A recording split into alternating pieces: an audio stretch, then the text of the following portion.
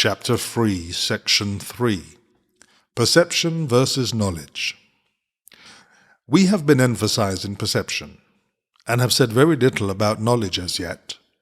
This is because perception must be straightened out before you can know anything. To know is to be certain. Uncertainty means that you do not know. Knowledge is power because it is certain, and certainty is strength. Perception is temporary. As an attribute of the belief in space and time, it is subject to either fear or love. Misperceptions produce fear. True perceptions foster love. But neither brings certainty, because all perception varies.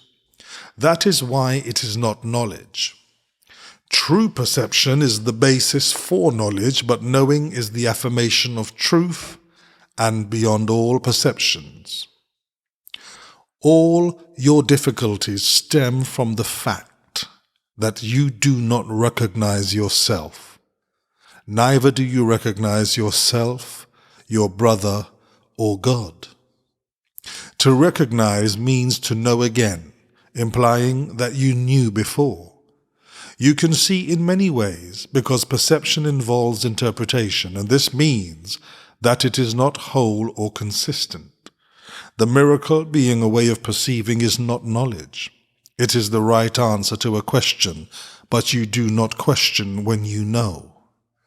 Questioning illusions is the first step in undoing them. The miracle or the right answer corrects them. Since perceptions change, their dependence on time is obvious. How do you perceive at any given time determines what you do, and actions must occur in time. Knowledge is timeless because certainty is not questionable. You know when you have ceased to ask questions. The questioning mind perceives itself in time, and therefore looks for future answers. The closed mind believes the future and the present will be the same. This establishes a seemingly stable state that is usually an attempt to counteract an underlying fear that the future will be worse than the present. This fear inhibits the tendency to question at all.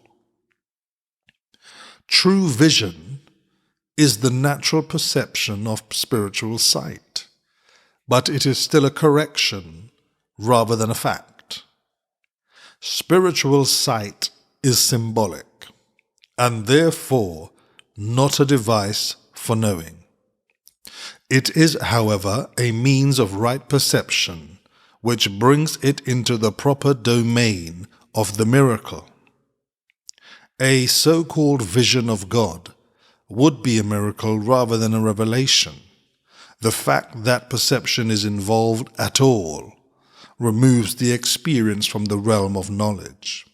This is why visions, however holy, do not last. The Bible tells you to know yourself, or to be certain. Certainty is always of God. When you love someone, you have perceived him as he is, and this makes it possible for you to know him. Until you first perceive him as he is, you cannot know him. While you ask questions about him, you are clearly implying that you do not know God. Certainty does not require action. When you say you are acting on the basis of knowledge, you are really confusing knowledge with perception. Knowledge provides the strength for creative thinking, but not for right doing.